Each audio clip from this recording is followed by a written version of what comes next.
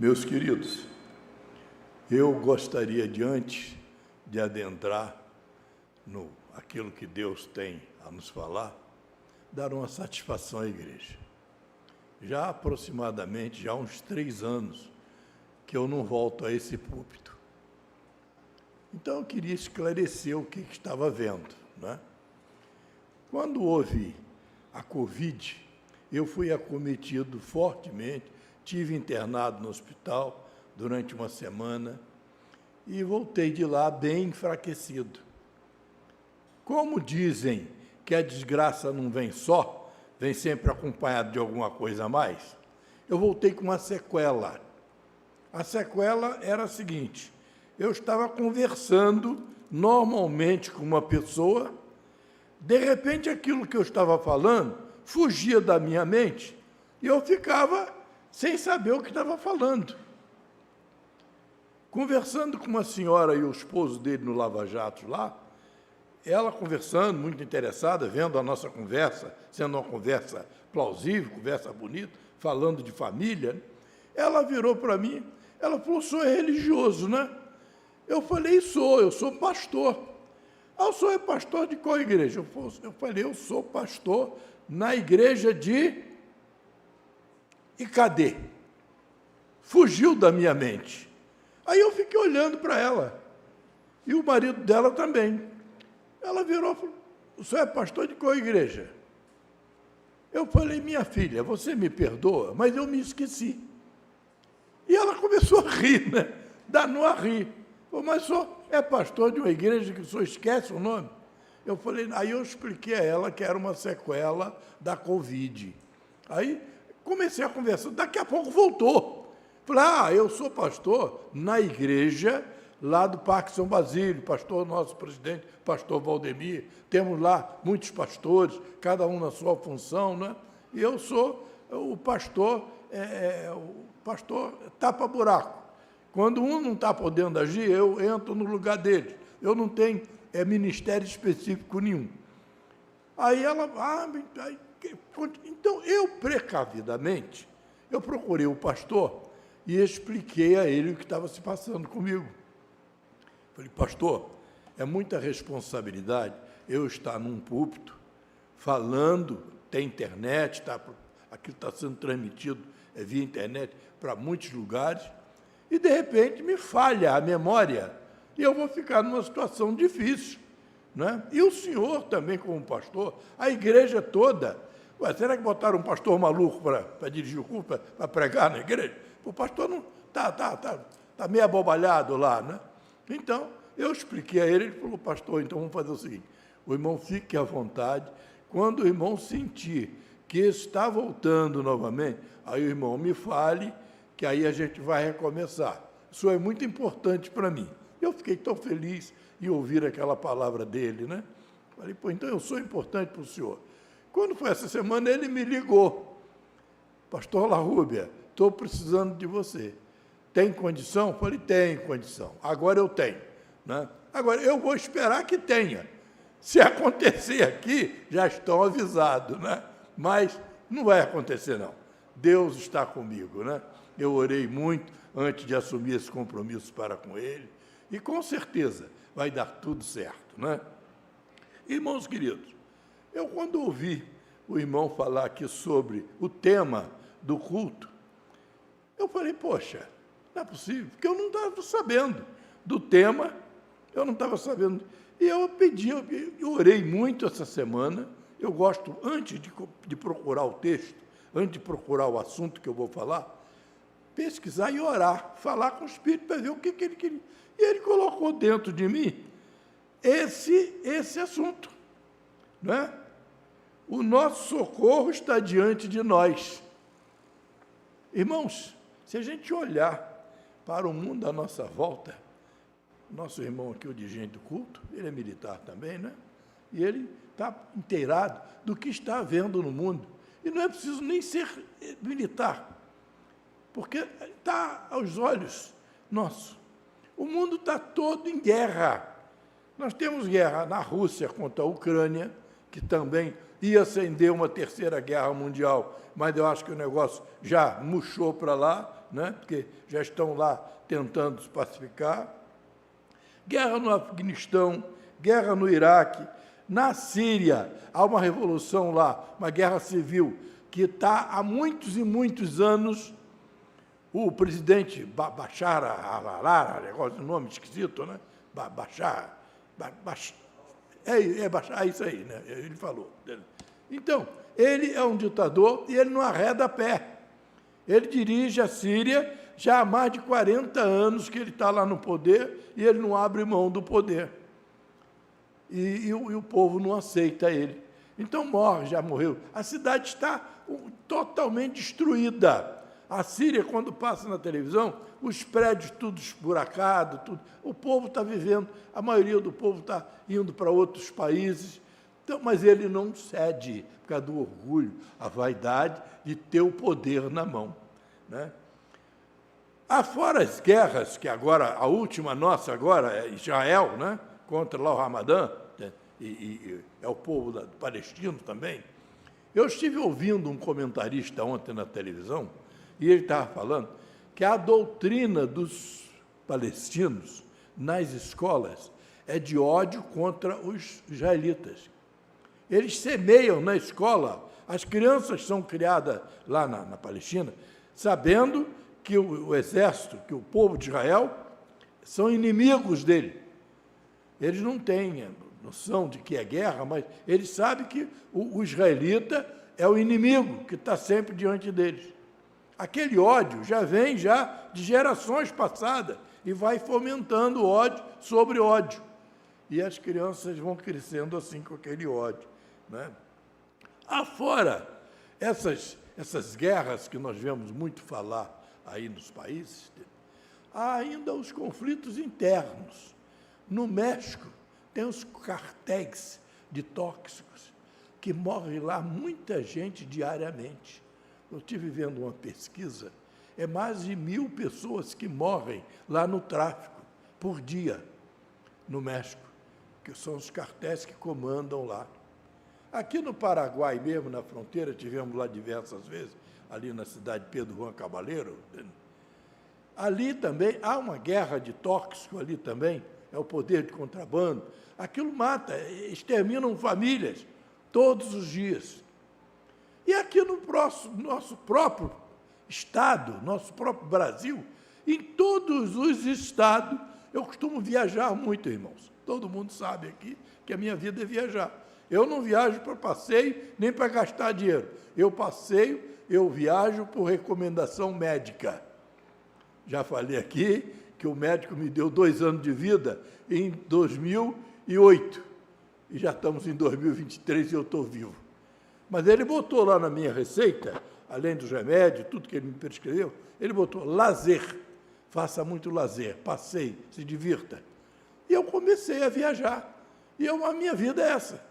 Eu já visitei todos os estados do país e eu vejo o que está acontecendo.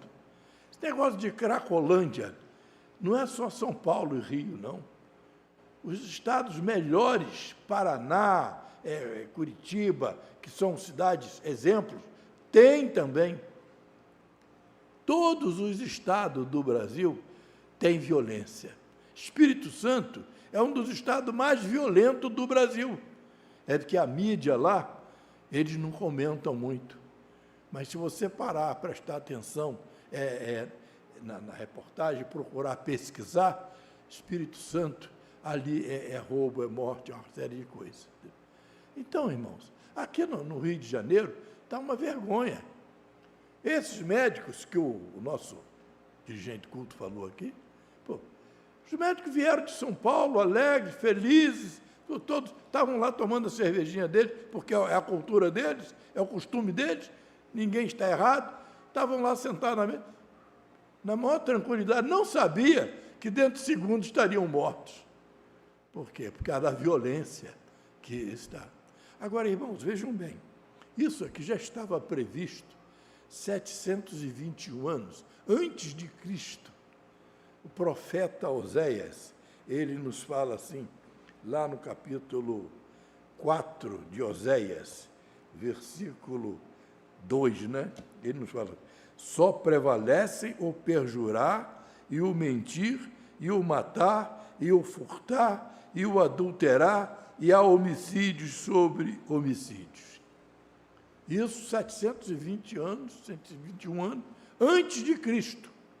E depois o apóstolo Paulo, no ano 65 a 70, também, ele deixou para nós um registro, né? Aqui também, da violência. 2 Timóteo, capítulo 3, versículo de 1 a 5. Né? Ele diz, sabe, porém, isto, que nos últimos dias sobrevirão tempos trabalhosos, porque haverá homens amantes de si mesmos, avarentos, presunçosos, soberbos, blasfemos, desobedientes a pais e mães, ingratos e profanos, sem afeto natural, irreconciliáveis, caluniadores, incontinentes, cruéis, sem amor para com os bons, traidores, obstinados, orgulhosos, mais amigos dos deleites do que amigos de Deus, tendo aparência de piedade, mas negando a eficácia dela.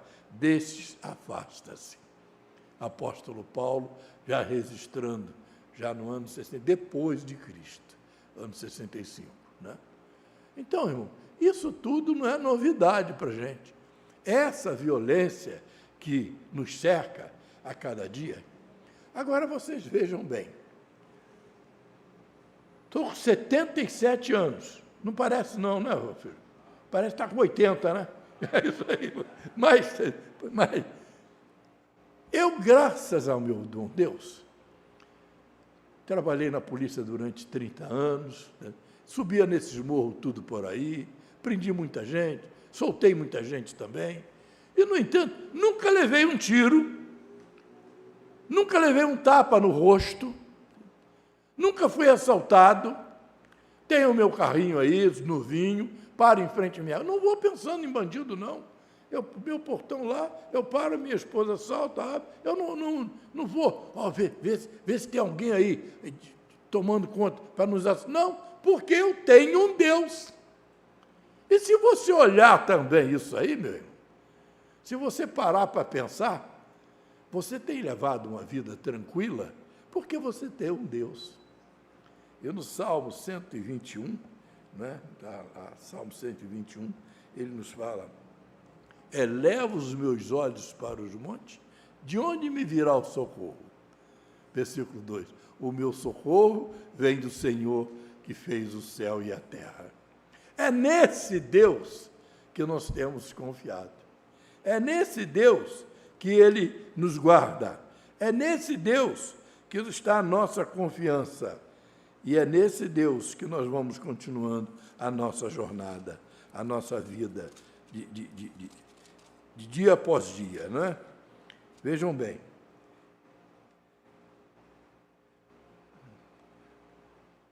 O versículo do Salmo 124, o último versículo, versículo 8, nos fala, o nosso socorro está em o nome do Senhor, que fez o céu e a terra. E se você tem confiado nesse Deus, Deus está contigo. A Fanny e o Júnior estão acostumados a entrar em favelas. Ela está acostumada a trabalhar em favelas, né, com esse povo, né? Povo, às vezes, perigoso. Mas ela, quando ela entra, eu tenho certeza, eles buscam a Deus. O Senhor dos Exércitos vai com eles, e ninguém mexe com eles, porque eles estão ali protegidos.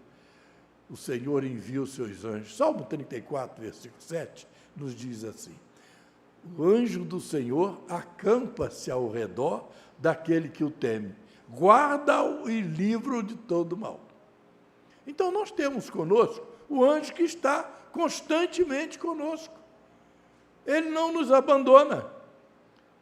E por isso que nós não devemos temer o mundo, né? Vejam bem, nós vemos outra coisa que está acontecendo muito também agora no nosso dia, o tal do feminicídio. Essa palavra até há pouco tempo era desconhecida. Ninguém sabia o que era feminicídio. Agora está se tornando moda. Se tu ligar na Record, na Globo, qualquer televisão, pela parte da manhã, tem aquelas reportagens, você vai ver ali a morte de uma mulher que um homem matou, marido, companheiro, namorado, porque os homens, eles se acham proprietários das mulheres. A mulher não pode pensar nem em separar, porque se separar...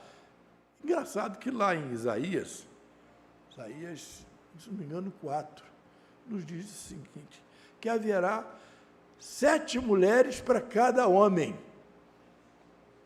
Engraçado que os homens estão matando as mulheres, porque acham que vão ficar sozinhos, perderam a mulher. A mulher não tem o direito mais de fazer escolha, de ser feliz, de procurar uma pessoa que ela possa viver em paz. Não, é morte. E crianças, eu sou muito melancólico. E eu estou assistindo televisão às vezes, daqui a pouco as lágrimas começam a pingar. E a minha mulher fala, desliga essa televisão. Para que você está vendo isso aí?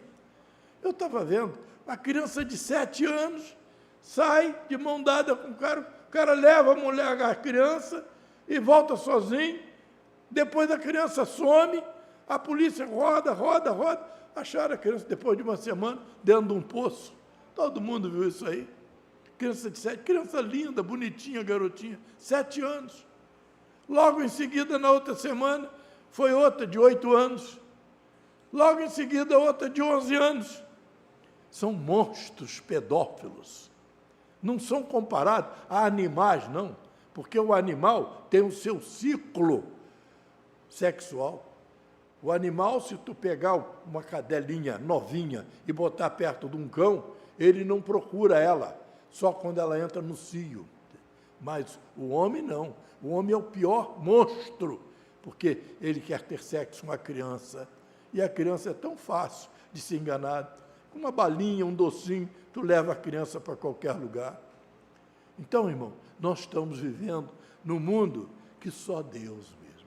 Só Deus é que tem condição de nos libertar, né? Então, eu separei aqui algumas passagens da Palavra de Deus para que a gente possa se guiar, né? No Salmo 27, versículo 14, o salmista fala assim, espera no Senhor, anima-te, e Ele fortalecerá o teu coração. Espera, pois, no Senhor. O salmista, lá em outra parte, ele nos diz, a minha esperança está no Senhor, no Deus da minha salvação. Então, a nossa esperança está em nosso Deus. Nós temos que esperar em Deus, e Ele fortalecerá o nosso coração. E diante desse fortalecimento, nós vamos vivendo a cada dia. E eu estava dizendo, quando eu falei que eu tinha 77 anos, que eu vivo a minha vida tranquilo. Eu não tenho medo de morrer. Não tenho medo, porque eu sei que um dia eu vou ter que morrer mesmo. Passei 30 anos na polícia lá, trocando tiro daqui e de lá com vagabundo, e não morri. Então Deus me preservou. Estou aqui agora, já estou quase com o tempo de sobra, de reformado, e não morri. O médico me deu 2 anos de vida, dizendo que eu estava me preparar para morrer, botar minha casa em ordem, acertar minha família, fazer meu testamento. Falei, testamento de quê, doutor? Não tem nada para botar no testamento, não. Tem uma casazinha lá, humilde para minha mulher lá. Não, o senhor se prepara que o senhor vai. No máximo, daí já vai eu para mais de quase 15 anos, né, que eu estou vivo aqui. E engraçado que eu encontrei com ele no hospital, lá, tempos atrás, passou no corredor, ele levou um susto assim, olhou, ei, você? Falei, que foi, doutor? Rapaz, é você mesmo? Eu falei, por quê, doutor? Não, você não morreu não, rapaz? Eu falei, doutor, eu não tive tempo de morrer, eu fui passear, então eu passei para lá, para cá, e eu não posso morrer agora. Mas, rapaz, mas você estava mal? Eu falei, mas eu estava, mas já me recuperei. Eu estou melhor, talvez, do que o senhor. Talvez o senhor vai na minha frente ainda. E assim, meus irmãos, por quê? Porque Deus está comigo. Né? Esse Deus maravilhoso. Né? Veja bem, em Naum, capítulo 1, versículo 7, o profeta fala assim: o Senhor é bom, uma fortaleza no dia da angústia, e conhece aqueles que confiam nele. Deus conhece o teu coração. Deus sabe quem é você. Deus conhece, talvez, melhor do que você, o seu íntimo. Porque, às vezes, em determinadas situações, a gente tem uma surpresa com a nossa reação.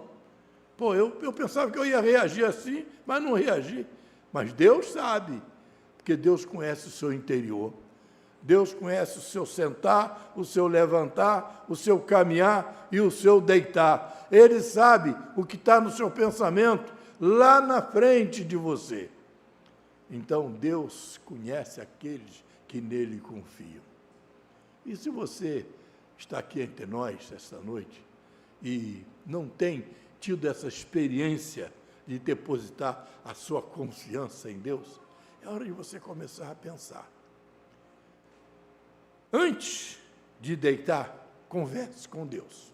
A gratidão é o gesto mais nobre que a gente pode viver diante dos homens e diante de Deus. Quando a gente vai deitar, se eu pudesse filmar a nossa vida lá em casa, é eu de um lado, a minha esposa de outro. A gente senta um descosta para o outro e ali a gente conversa com Deus, agradecendo. Agradeço a alimentação, alimento a água, o ar que respirei, as idas e vindas do dia, a proteção que muitas das vezes me livrou de males que às vezes eu nem sabia que ia acontecer e não aconteceram, porque Ele estava no comando da nossa vida. Esse é o Deus.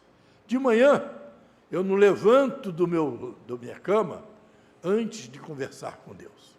Ali eu me coloco diante de Deus e converso com Deus. Faço o mesmo também. Ali tu pede a direção para Deus. Senhor, olha, daqui a pouco eu estarei vivendo. Eu estarei exposto, Senhor, aos riscos, aos acidentes, a todos os males que o mundo coloca diante de mim. Senhor, então que teus anjos me cerquem, estejam sempre ao meu redor, me guardando, me livrando dos males, dos perigos. Eu não saio com o meu carro da minha garagem sem antes falar com Deus. Às vezes eu oro na sala, mas quando eu entro no carro, que eu boto o cinto de segurança, com os olhos abertos mesmo, eu converso com Deus. Senhor meu Deus, estarei agora exposto aos riscos, acidentes, então livra-me, desvia da minha direção todo o mal e saio tranquilo. Tranquilo porque eu sei que Deus está comigo.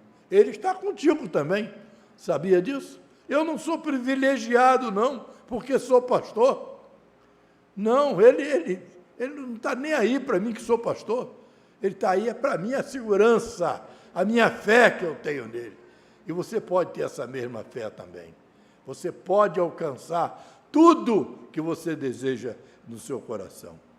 Jesus, lá no Evangelho de João, capítulo 15, versículo 5, parte B, ele fala: sem mim nada podeis fazer. Porque sem Jesus, a gente não é nada. A gente tem que bota Jesus na sua vida, confia nele, conversa com ele, seja amigo íntimo de Jesus, faça aquilo que agrade ele e com certeza ele vai realizar todo o desejo do seu coração. Se você confiar nesse Jesus maravilhoso, eu conheci Jesus na minha infância, eu já preguei aqui muitas das vezes e já falei que eu saía, a fazenda do meu pai distava uns 5 a 6 quilômetros da primeira igreja mais próxima, era a igreja congregacional da Pedra de Guaratiba. E eu saía, não tinha sapato, naquela época era tamanco, eu ia com o meu tamanco batendo com 7 anos, até chegar lá na igreja. Chegava lá, a igreja estava fechada, eu sentava na porta lá do zelador, que eu sabia que daqui a pouco ele ia levantar, ele ia comprar o pão. Então ele comprava o pão e daqui a pouco ele chegava com a canequinha de alguidar, branquinhazinha, já quase com o fundo tudo quebrado, né? Com um pouquinho de café e um pedacinho de pão. Aqueles pão que cortavam aquelas bisnagas de 200 gramas, né? Cortava assim. Aqui, Valdirzinho, toma aí. E eu, como era bom. eu tomava aquele cafezinho ali com ele, e dali era para a escola bíblica dominical. Não perdia um culto.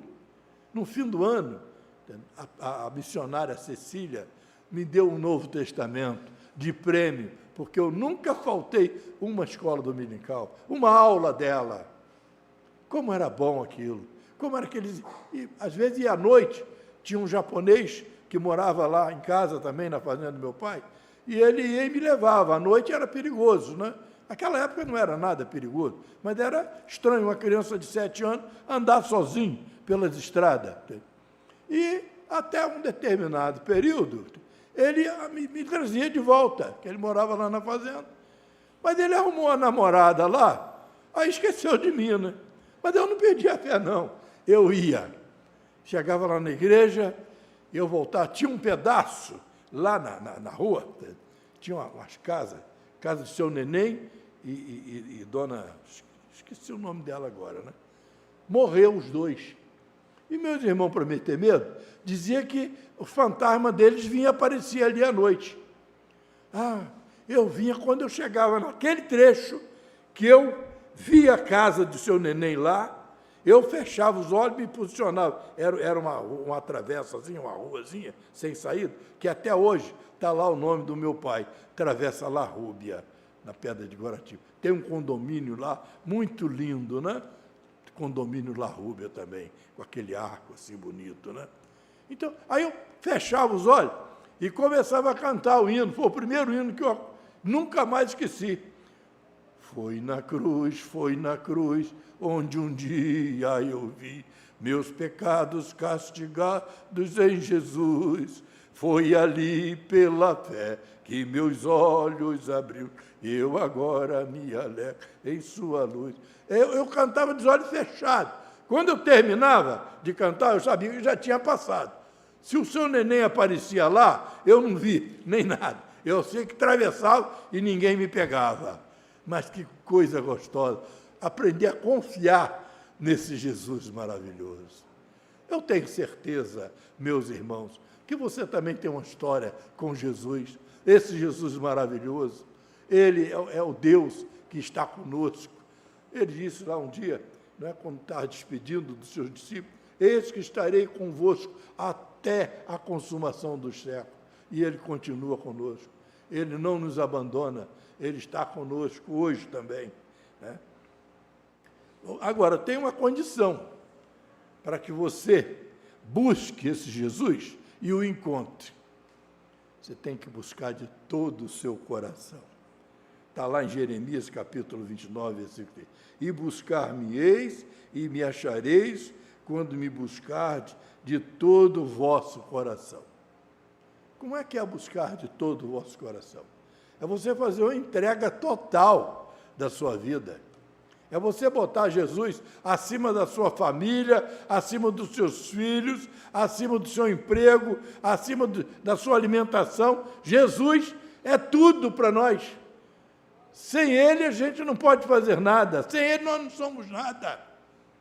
Então, quando você busca Jesus dessa forma, e buscar-me-eis e me achareis, quando me buscar de todo o vosso coração.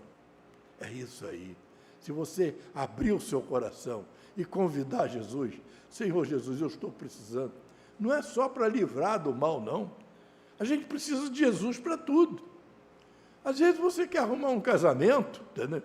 E está à escolha de alguém, entendeu? E Jesus vai mostrar. Ele não vai te pegar pela mão e trazer, não. Ele vai encaminhar uma pessoa para que você a conheça. O Zé Vicente não encontrou a Elizabeth? Não está feliz? Que maravilha, né? O Zé Vicente é só sorriso. A Beth está ali ao lado dele, né? Pô, formaram um casal maravilhoso, né? É porque Jesus, ele nos dá tudo. Está, às vezes, precisando de um emprego. O meu filho estava lutando com emprego aqui, ali, estudado. O meu filho, ele entende mesmo, negócio de área de computação, ele sabe de tudo. E ele fez de tudo, né? Ele escrevia lá para entrar em contato com firma no Canadá, Estados Unidos, México, tudo quanto é lugar, ele fazia contato. Aí vinha contato para ele, emprego para ir, para viajar. Eu falei, rapaz, espera em Deus, confia em Deus, e Ele vai abrir uma porta para você aqui no Brasil. Continue a esperar em Deus. Você vai para um país estranho, você tem sua filhinha, você tem sua mulher. Como é que você vai criar sua filhinha e sua mulher num lugar estranho? Se quando acabar o seu recurso, você vai pedir a quem? Você vai ficar que nem um filho pródigo lá, cuidando de porco para os outros. E ele falou, pai, mas eu estou esperando, pai, não abra a porta. 37 anos já. O meu filho agora, em janeiro, vai sair oficial da aeronáutica. Ô, bênção! Ô, louvado seja meu Deus! Está lá na escola de oficial lá, está se capacitando, está treinando. Hoje, semana chegou todo orgulhoso, comprou um boot, né? Boot é aquele sapatão pesado, né? Chegou lá todo feliz. Pô, pai, é aqui o meu boot novo. Falei, rapaz, esse boot já veio até com fechoclé. No meu tempo, a gente tinha que mandar botar o fechoclé, né? Agora o dele já veio com fechoclé. Hoje ligou para a esposa dizendo que estava comprando farda, lá no Asa, ali no Marechal Hermes, né? Comprando. Então, por quê? Porque ele também aprendeu a confiar e a esperar nesse Jesus maravilhoso. É esse Jesus. É Ele que nos dá vitória. É Ele que está conosco durante 24 horas. Para encerrar, irmãos, vamos lembrar o que Deus falou lá em 2 Crônica, capítulo 7, versículo 14. E se meu povo, presta bem atenção, você é povo de Deus, hein? Você não pode negar que é povo de Deus. Você está na casa de Deus, você se batizou, você tem um contrato com Deus, então você pertence ao povo de Deus. Né? E se meu povo, que se chama pelo meu nome, nós somos o povo de Deus, né? Se humilhar e orar e buscar a minha face e se converter dos seus maus caminhos, então eu ouvirei dos céus, perdoarei os seus pecados e sararei a sua terra. Ele, além de perdoar os nossos pecados, tirar esse peso dos nossos erros. Eu sempre peço a Deus, que eu também erro, como eu peco durante o dia. Às vezes até mesmo a esposa está lá fazendo lá o macarrãozinho lá, e aí deixa lá a louça para lavar, e eu me esqueço de lavar a louça depois do almoço, né? E ela, como é que houve? Mas peraí, o que está vendo? Ah, mas você não lavou a louça hoje? Pô, mas peraí, assim também é demais, né? É todo dia. Pô, uma vez por semana está certo, mas todo dia não cola não, né?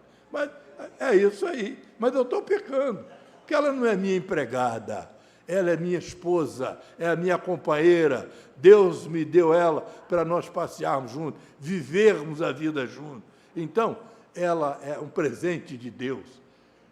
39 anos fizemos dia 6 agora. Ali, aonde vocês nos veem, vocês vão nos ver de mãos dadas. Isso aí não é porque eu estou sujeito a cair, não, né? Alguém já falou, pastor, é que o senhor se cair é difícil de levantar depois, né? Velho, barrigudo. Eu falei, não, esse é amor. A gente anda de mão dada, é que se o diabo vê a gente, o diabo entra no meio e pega a nossa mão e vai conduzir a nossa vida. Então, nós estando de mãos dadas, ele não tem condição de nos separar. Então, irmãos, eu peço a Deus, Senhor, corrija-me, mas não me corrija segundo a tua ira, mas corrija segundo as tuas misericórdias, segundo o teu amor. E aí a gente vai vivendo. Você também tem esse direito, né? Deus perdoará as suas falhas que você comete durante o dia e sarará as suas enfermidades. A irmã Eleni estava falando ali, né, que tem uma enfermidade. Deus curou o braço. O que é para Deus curar tudo? Isso aí é questão de tempo, irmã. Guarda o que eu estou lhe falando. Deus vai lhe dar a cura total. Não sou profeta, não. E nem sou esses homens que costumam anunciar de púlpito, profecias, não. Mas eu tenho certeza no Deus que eu sirvo. Ele é o mesmo Deus que cuida da irmã. Ele me curou. Eu entrei naquele hospital morto, irmãos. tive um problema no coração, não sei lá o que foi, que eu entrei morto lá, e os médicos falaram, você está morto, rapaz. Eu falei, então tá, espera aí, vamos ver se Deus vai confirmar. E eu estou aqui hoje, né? Então, Deus vai curar a irmã. Que bênção, irmã. Louvado seja Deus. Teve um podcast aí, né? Podcast o nome? O pastor Hélio me convidou. Falou, pastor Larrúbia, você pode vir num podcast? Eu falei, posso. E fui lá. E fui conversando, e ele falou, por que você é tão sorridente assim, vive uma vida de tanta alegria? Isso é porque é fartura? Eu falei, não, é porque o Deus que eu sirvo é um Deus vivo. E Deus fala comigo, nas madrugadas, irmã. Já contei, não vou contar mais nada, mas já passei, comi o pão que o diabo amassou com o rabo, mas venci, porque eu tinha um Deus. Deus fez de mim uma pérola, um brilhante, um diamante, e eu não sabia o que Deus estava fazendo na minha vida. Ele foi me lapidando, tirou, primeiro, aquela mulher que me confundia a vida, separou os meus filhos para mim e tirou daquela mulher. A mulher fumava, bebia, só queria saber de fundo de quintal, e eu lá pregando o evangelho. Deus me libertou. Deus trocou a minha família, me deu uma mulher que é uma mulher de valor.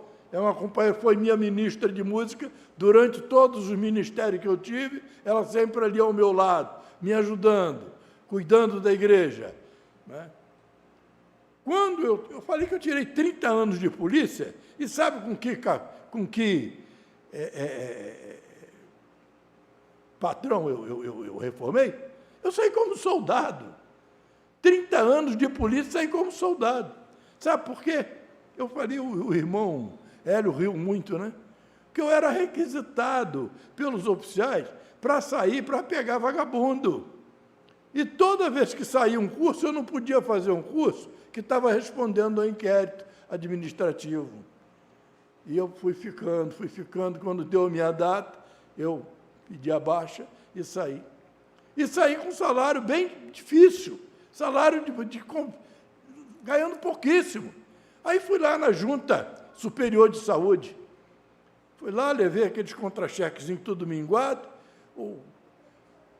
cheguei, o capitão olhou assim para mim, falou, Larrúbia, infelizmente eu não vou poder fazer nada por você, porque o artigo que você saiu, que você pediu trabalho, não te dá direito à melhoria de reforma. Você tirou o seu tempo. E eu estava com um livro de teologia de Langston na mão, e ele olhou assim para aquele livro. Que livro é esse aí? Falei, é Teologia de Langston. Ele olhou para mim, ele falou, você é estudante de teologia? Eu falei, estou no 3º ano de bacharel em teologia. Ano que vem estou me formando. Ele falou, Larrúbia, rapaz, não se preocupe, não. Olha, no tempo de Deus, você vai ganhar um salário maior do que eu, do que a minha 3 estrelas de capitão médico. Você vai ganhar um salário muito superior ao meu. Eu olhei para ele, falei, ele está a fim de me enrolar mesmo, não vai me dar melhoria de reforma e está tentando me levar no papo, né? Falei, mas, capitão, como é que vai ser? Não, eu também não sei, Larrúbia, mas confia em Deus. Você é um servo de Deus, rapaz. O capitão era um capitão, o nome dele era o capitão Israel, era um homem cristão. Ele falou, eu também não sei, mas sei ao Deus que você está servindo, porque eu sirvo a Ele. E você vai ter um salário maior do que o meu.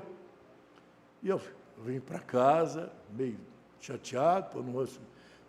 Aí assumi o ministério de uma igreja lá, ganhava R$800 por mês, não chegava nem a R$1.000 por mês, mas estava lá, tranquilo, nunca me faltou o pão, nunca me faltou a farinha e o azeite na botija, né?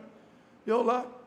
E, de repente, um dia eu estou sentado na varanda lá, o correio bateu palma e eu fui atender. E o cara estava lá com um envelope desse tamanho, envelope lindo, escrito Marinha de Guerra do Brasil. Aí eu falei, rapaz, será que vai voltar tudo novamente?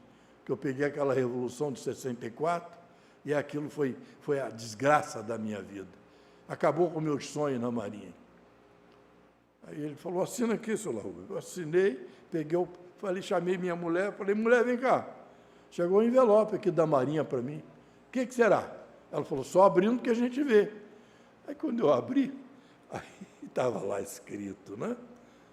Eu, ministro da Defesa, Tomás Bastos, sei lá de quê, né? Na função que tem,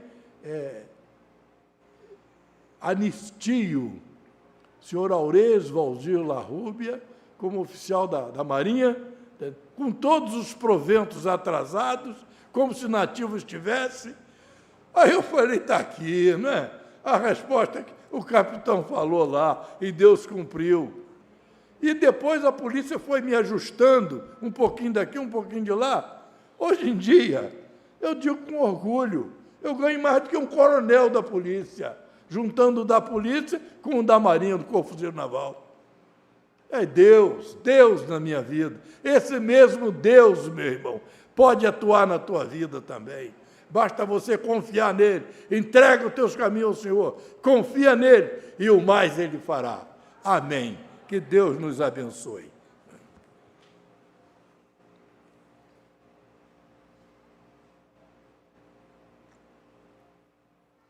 Vamos orar, né? Vamos agradecer a Deus. Nosso Deus eterno Pai. Senhor, nós queremos te agradecer, ó Deus, esses momentos que aqui passamos. Senhor, ouvimos a tua palavra. Sentimos, ó Deus, que o teu Espírito falou ao nosso coração, Senhor, porque falou ao meu, Senhor. Senhor, a minha confiança está em ti, Senhor, no teu nome, no teu poder e no teu amor. Senhor, agora nós vamos de volta ao nosso lar. E nós queremos te rogar, ó Deus, que tu nos conduza sob a tua proteção. Senhor, devolvendo-nos aos nossos lares, concedendo-nos, ó Deus, uma noite de paz, uma noite de tranquilidade, uma noite, Senhor, de harmonia ao lado de nossos entes queridos. Guarda-nos, ó Deus, e livra-nos do mal. Assim nós te pedimos e te agradecemos. E o fazemos em o nome santo de Jesus Cristo. Amém, Senhor, amém. Estamos encerrados.